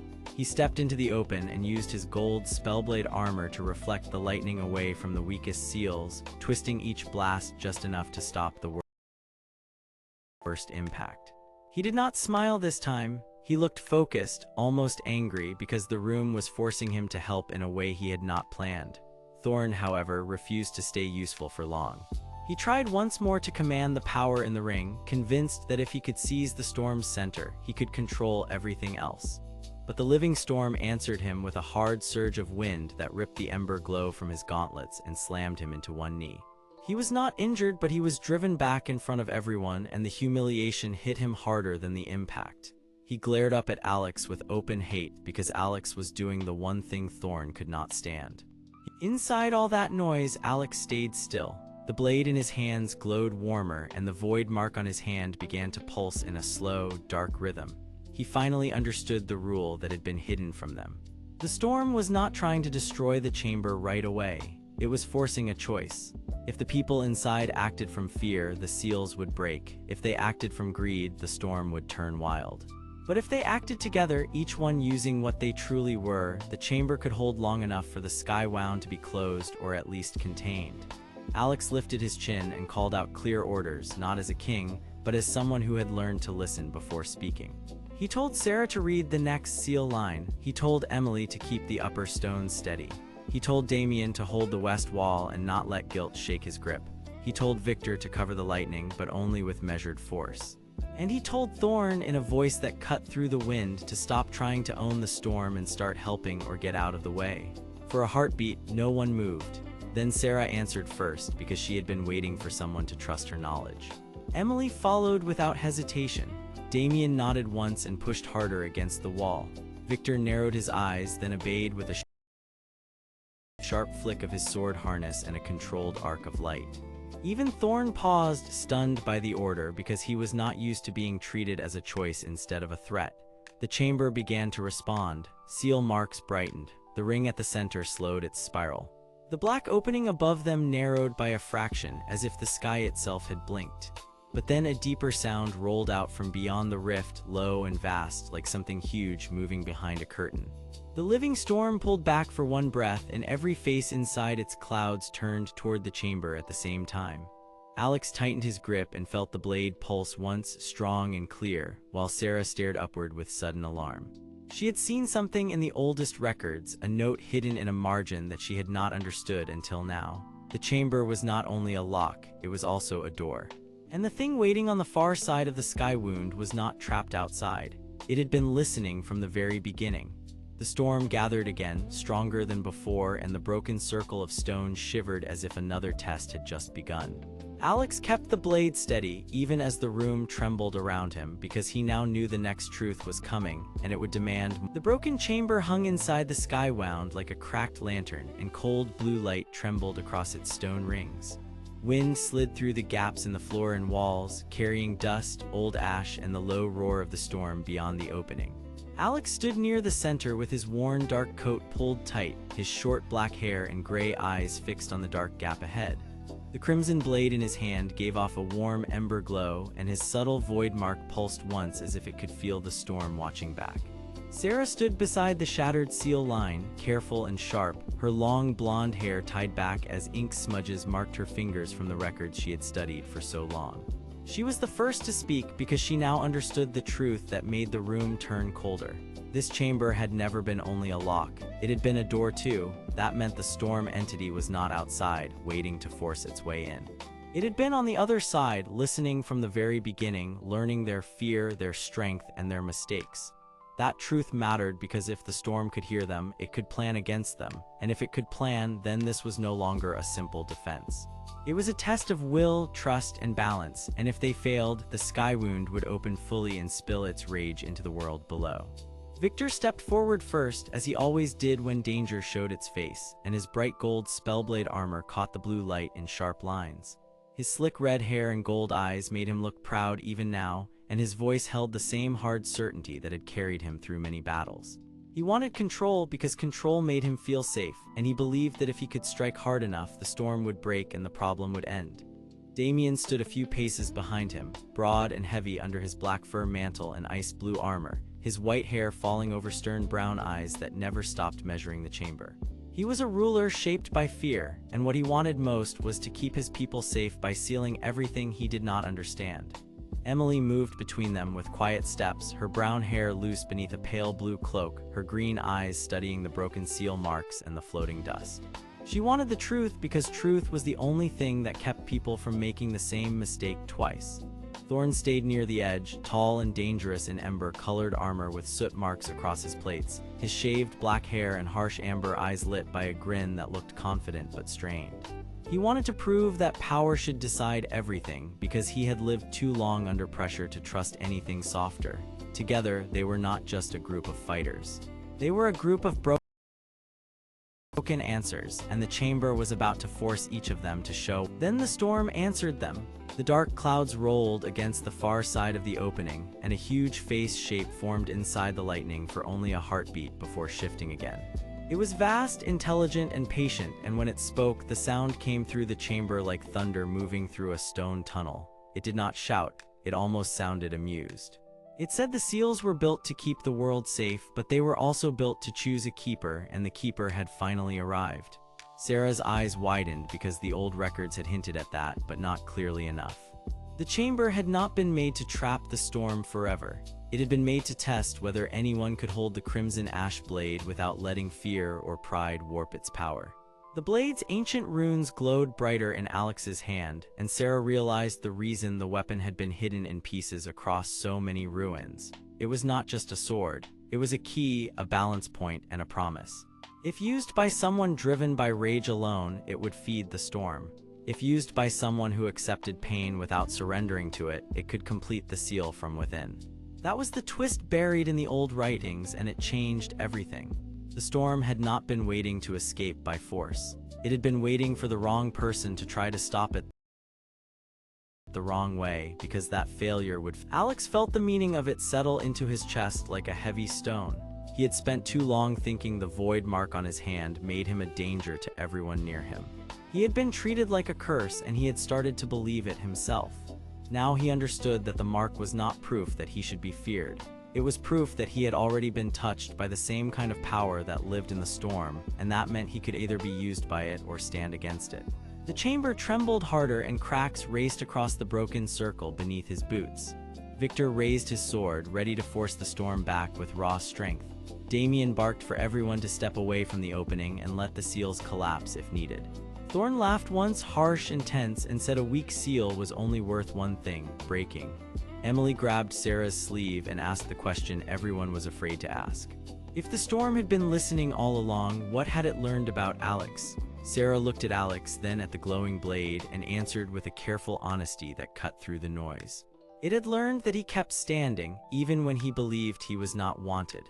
That was why the storm was afraid of him, and why it was now trying to push him toward the one choice that would ruin them all.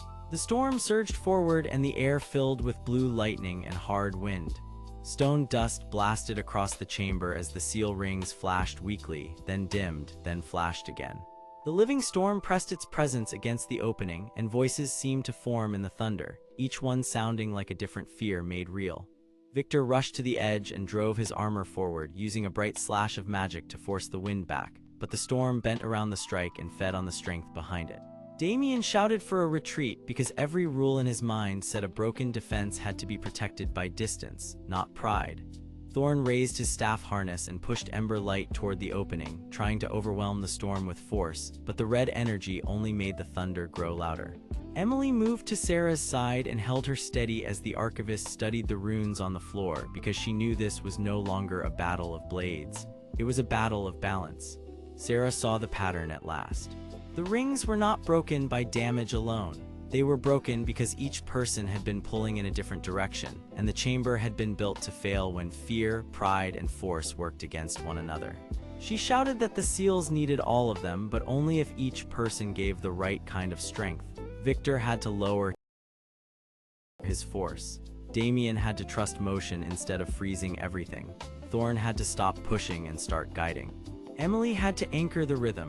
And Alex, most of all, had to hold the blade still, not as a weapon, but as... For one long moment, no one moved. The storm gathered harder, and the chamber shivered as if it were waiting to see who would break first. Then Alex looked at each of them, and something changed in his face. The tired, haunted look did not vanish, but it sharpened into calm. He no longer wanted to prove he was harmless. He no longer wanted to run from the mark on his hand. He wanted to use what he had, even if it scared him, because the others were standing there with him. Victor clenched his jaw, then slowly lowered his blade. Damian gave a reluctant nod and shifted his stance to hold the chamber wall instead of the opening. Thorne, with visible effort, stopped forcing his ember power outward and instead fed it into the broken seal line in a controlled stream. Emily stepped to the center and set her palm against the floor ring, her breathing slow and even, giving the chamber a steady rhythm to follow. Sarah guided them with quick, clear words, calling out each ring as it brightened. Then she told Alex to place the crimson ash blade into the center of the broken circle. The moment he did, the runes along the hilt flared, and the weapon answered like it had been waiting for this exact choice. The chamber lit up in bands of crimson, ash gray, blue, and white, and the storm screamed through the opening in a voice that the seal rings began to rise not as solid stone, but as glowing bands of power that locked together above the broken floor. The chamber shook violently, and one outer ring snapped free before Emily caught the rhythm again and held it in place with a steady breath.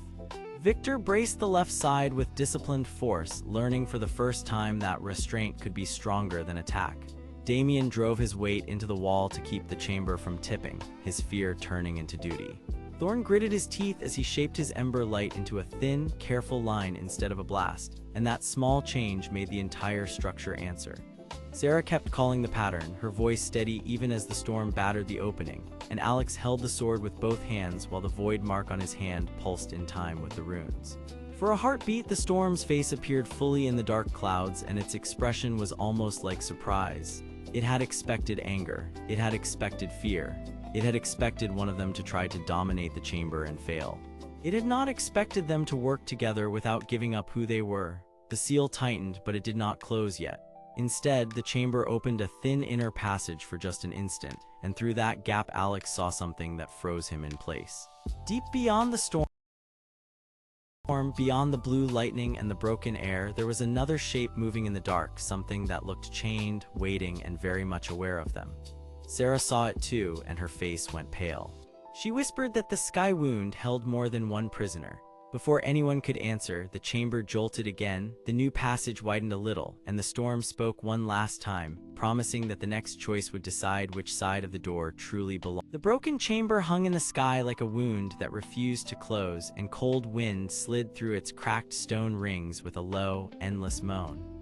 Blue light flickered over the floor, over the failing seal marks, and over the faces of the people who had climbed this far into the dark. Alex stood near the widening passage with his worn coat fluttering behind him, his gray eyes fixed on the storm and the new shape trapped beyond it.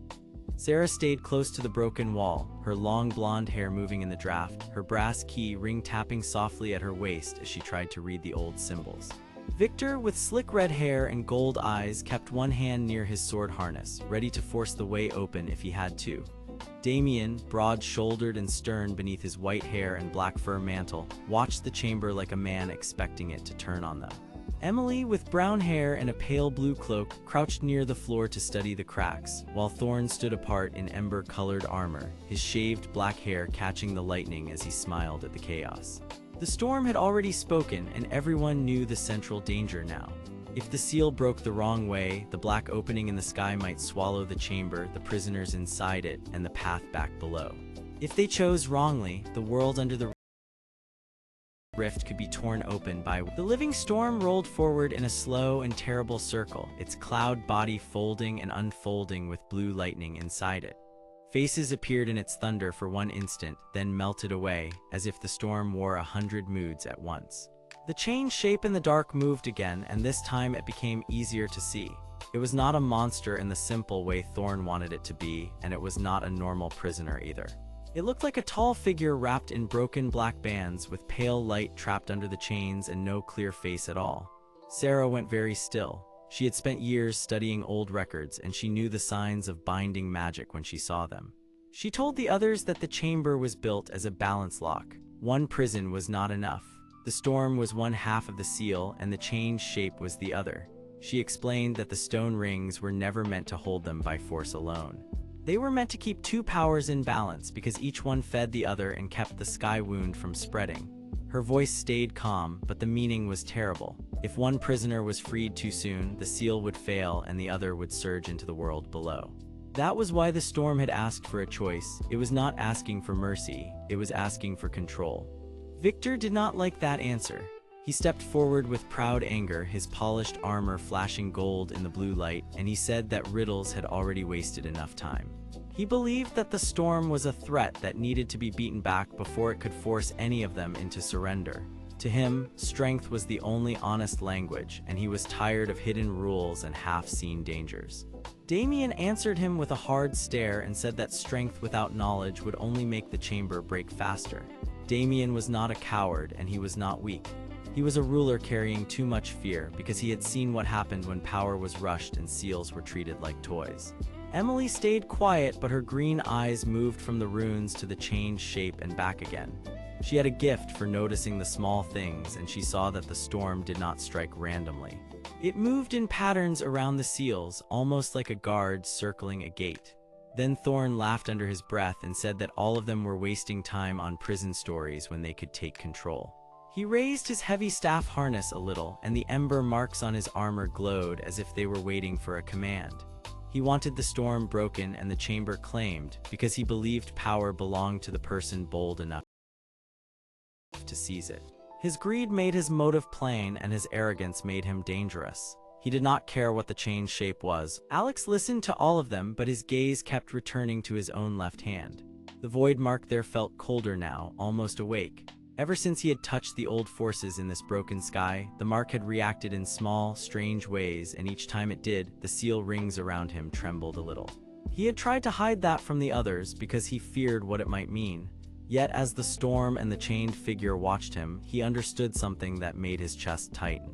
The chamber was responding to him.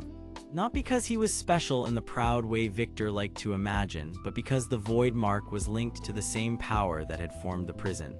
Sarah noticed his expression and stepped closer. She asked him if the mark was pulling at the seals.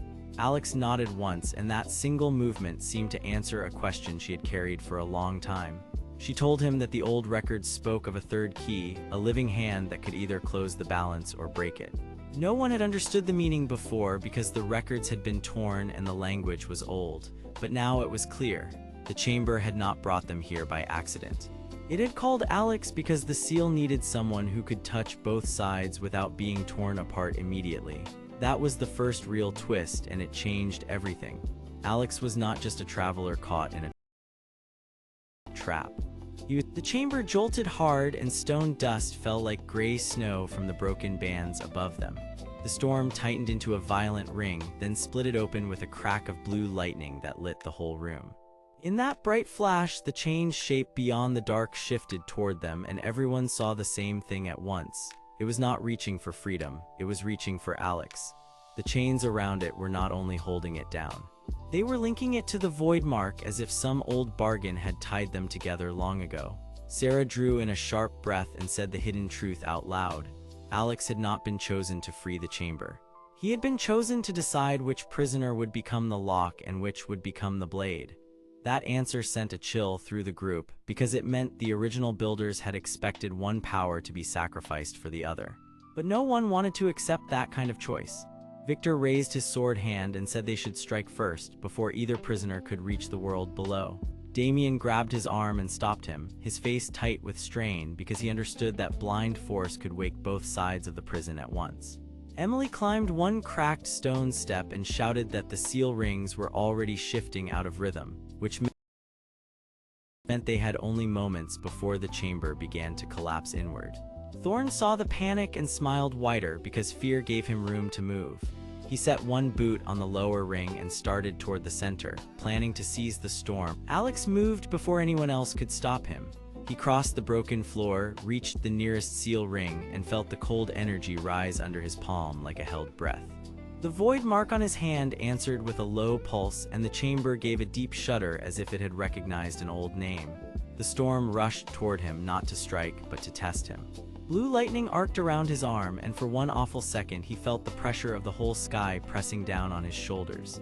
He did not fight with rage. He remembered Sarah's voice, Emily's careful eyes, Damian's warning, and even Victor's stubborn need to protect others through force. Then he did the one thing none of the others expected. He lowered his hand instead of lifting it. He placed the mark against the seal and let the void energy flow through the broken ring in a controlled path. The chamber answered with a ring of cold light, and the storm recoiled as if surprised. The chain shape also pulled back, and its dark bands flashed with pale symbols that had been hidden until that moment. Sarah shouted that the chamber was showing the true design. The storm and the chain shape were not enemies trapped by accident. They were opposing halves of the same old force, each too dangerous alone, each necessary together. That did not make them safe, but it explained why the prison had lasted so long. The balance had to be. Thorne refused to let that truth stop him. He drove forward with a burst of ember light, trying to break the ring and take the chamber for himself before the balance could settle. Victor met him at once, and the two men clashed in a bright, sharp burst that shook sparks across the floor. It was not a cruel fight, but it was fierce enough to force Thorne back from the center.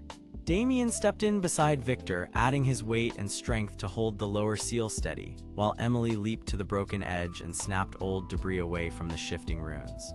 Sarah, moving fast now that the pattern was clear, read the seal marks aloud and called for the others to follow the rhythm of the chamber instead of fighting it. Her voice became the guide they had all needed. Alex kept his palm on the ring, and each beat of the storm matched each beat of his breathing. Slowly, painfully, the chamber stopped shaking so hard. The black opening in the sky did not close, but it narrowed by a small amount, and the blue edges grew steadier. Then the chain shape in the dark lowered its head, and the storm pulled back to its side of the chamber. The seal had not won fully, but it had not failed either. That was enough to keep the sky wound from tearing wider. When the worst of the shaking passed, the room fell into a tense silence filled with drifting dust and soft wind. Thorne stood near the broken edge, furious that he had been driven back, but he was not finished. His eyes stayed on Alex with open hate, because he now understood that the void mark was the key that could deny him everything he wanted. Victor lowered his sword hand, breathing hard, and looked almost ashamed that he had nearly rushed the chamber into ruin.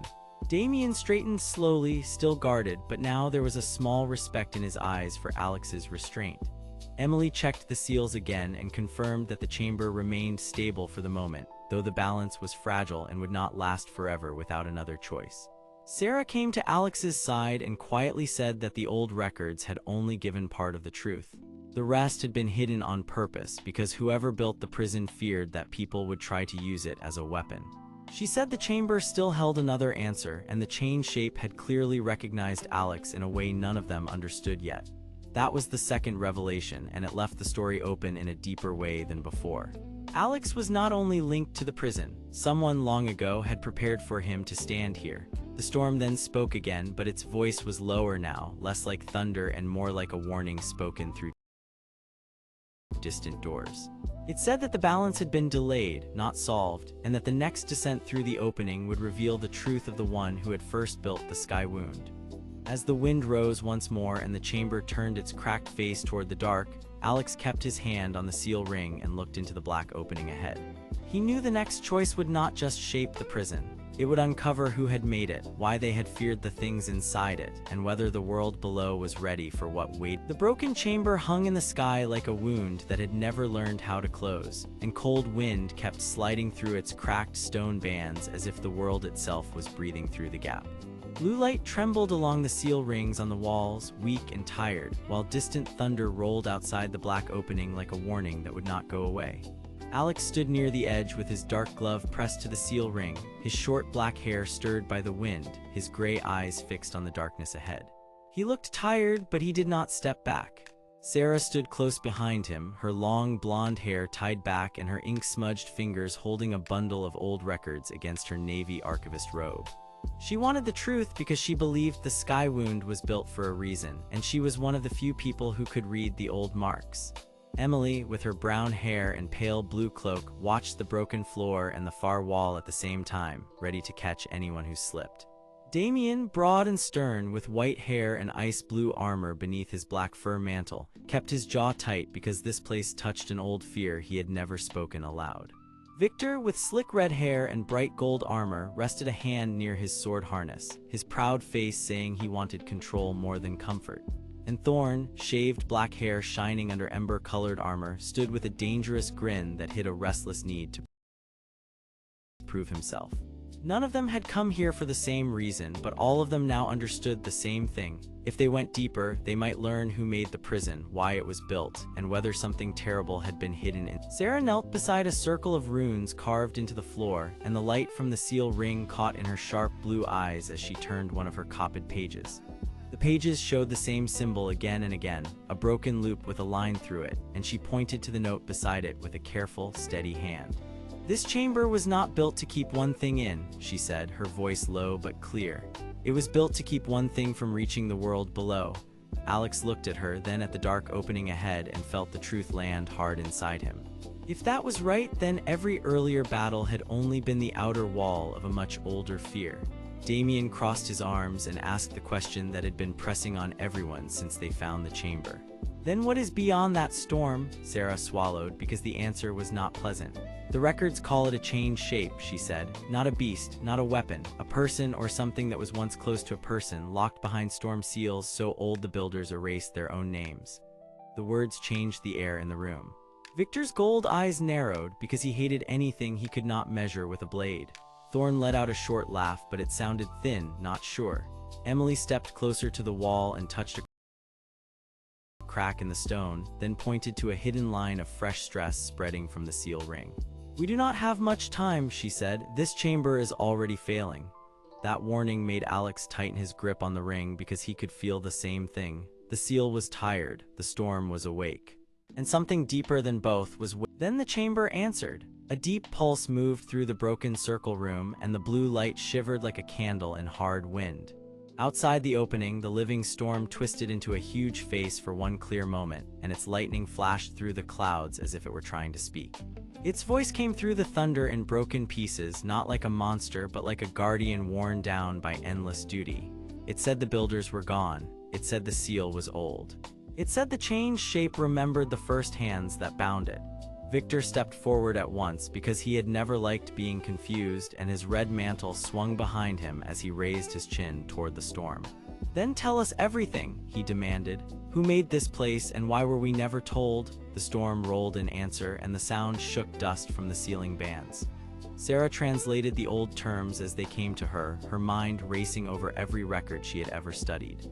"The first builders were not heroes," she said. "They were desperate rulers from a time when the sky itself had begun to break. They found the changed shape in the storm, and instead of helping it, they feared what it knew. They built the sky wound around it, not to protect the world, but to hide a secret that would ruin their power if it ever escaped." Damian went still at that because it matched the shape of his own fear. He had ruled by warning people that the prison must never open, but now he saw a harsher truth.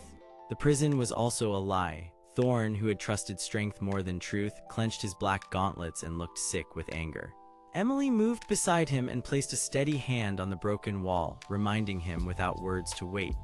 Alex felt the void mark on his hand grow cold, and he finally understood why it had always reacted near this place. It was not a mark of weakness. It was a key or a warning tied to the same force that had been used to split the sky. That was when the twist came, and it hit harder than any storm. The changed shape was not trying to escape the prison. It was trying to wake it. Sarah saw it first in the old wording, then understood it all at once and gasped. The builders had not only trapped the shape because they feared it. They had also forced it to help power the seal, using its own bound strength to keep the chamber alive. Every tremor, every failing rune, every crack in the stone had been part of a long theft. The prison was feeding on the prisoner. Victor lowered his sword hand slowly, his proud face losing some of its edge because even he could see the shame in that design. "So the thing in there was used," he said, and for once his voice was not smug. Damian closed his eyes for a brief moment, then opened them with a ruler's grim honesty. "And I kept guarding the lie," he said, "because I feared what the truth would do to my people." That was the moment Alex changed inside. Until now, he had thought his duty was to keep the sky wound closed no matter what. But now he saw that a locked door could still be wrong, even if everyone was afraid to ask why. He looked at Sarah, at Emily, at the others, and then back into the storm. "We do not have to keep the lie alive," he said. "We need to stop the chamber from tearing apart, and we need to hear what that changed shape is trying to tell us." Thorne bristled at the risk, but Emily moved first, always the careful one, and she pointed out a ring of seal marks that were failing in one corner. If they reinforced that section, the chamber might stay together long enough to speak with the storm instead of falling apart in it. Sarah agreed at once and began sorting the records by symbol. Victor stepped to the left side of the ring, ready to hold the line if the wind surged. Damian took the right side because he understood structure and burden. Thorne planted his staff harness against a cracked stone block, ready to force the place steady if it began to buckle. Alex moved to the center, his void-marked hand hovering over the old seal, and the chamber began to hum around him as the sky outside turned darker and the living storm pressed closer, wrapping around the black opening like a giant eye that refused to blink. Inside the broken chamber, the seal rings flared weak blue and white, then dimmed, then flared again as the group worked together. Sarah read the symbols aloud in calm, measured words, and each one made the old magic shift. Emily checked every crack and told them where to brace. Victor used the flat side of his blade to guide a falling stone band back into place with precise force. Damian locked a section of the wall with both hands, grunting under the strain but refusing to give way. Thorne, for all his pride, proved strong when it mattered, and he held a collapsing edge long enough for Alex to reach the center mark. Then the chamber went silent and the chain shape appeared more clearly than before. It was not fully visible because shadow and broken chains still covered most of it, but its outline looked human enough to matter. Pale light leaked through the gaps in the chains, and the shape tilted its head as if it had been waiting for someone wise enough to listen. No one spoke. Even the storm seemed to pause. Then a new voice came, quiet and rough, from the darkness beyond the chains. It thanked them for breaking the first lie. It said the sky wound had a maker, and that maker was not a legend or a king, but someone still alive in the world below, someone who had feared what the chain's shape knew and had built this prison to silence it forever. Alex stared into the darkness, and the void mark on his hand pulsed once like a heartbeat answering another heartbeat. The truth was now open, but only partly. Whoever had built the sky wound was still out there, and the chain's shape had just named a danger far larger than the storm. The chamber shook again, and above them the black opening widened by a thin, sharp line, as if something unseen had finally heard its own name. Alex held his ground because now he knew the next step would not simply reveal the past. It would bring that hidden maker closer to the present, and the story was only beginning to turn toward the part no one. The broken chamber hung in the cold sky, and blue light trembled across its cracked stone rings. Wind screamed through the open gaps, while Alex, Sarah, Victor, Damian, Emily, and Thorne stood around the center seal, knowing the whole place could fall apart if they lost control now. The chain shape beyond the dark opening had finally spoken, and its warning made the air feel heavier than the storm itself. It said the storm was only a lock, and the real danger was the maker who had built the lock in the first place. Sarah, the careful archivist with long blonde hair, longed to prove the old records were right, and she pointed to the seal marks with shaking hands. Damian, the white-haired ruler in black fur and ice-blue armor, admitted he had feared this truth for years, because he had helped hide the chamber after his people first heard the storm whisper names. Victor, the proud man with slick red hair and gold armor, wanted to force the rift shut at once. But Emily, the quiet woman with brown hair and a steady gaze, warned that breaking the wrong ring would release everything at once. Thorne, the shaved-haired man in ember armor, clenched his staff and said he cared only about power, yet even he looked unsettled now. Then the chain shape moved closer to the opening, and its pale light spilled through the broken chains. It explained the twist in a voice like distant thunder. The storm had been made to guard something alive, not to destroy it. The Maker had trapped that being here long ago, then built the sky wound to keep anyone from learning the truth. Alex finally understood why the void mark on his hand had reacted from the start, because he was not chosen to break the prison, but to balance it. So Alex stepped into the center ring, laid his marked hand on the glowing seal, and asked the others to trust him. Sarah matched the old symbols, Damian steadied the chamber with both hands, Emily guided the wind away from the weakest stone, Victor held the storm back with force, and Thorne, after one long angry breath, added his power too. The seal rings brightened, the black opening stopped widening, and the storm folded inward instead of bursting free.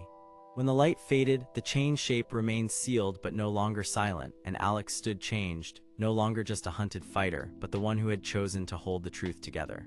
The sky wound closed behind them, and the broken chamber became still at last, ending the nightmare without ending the mystery.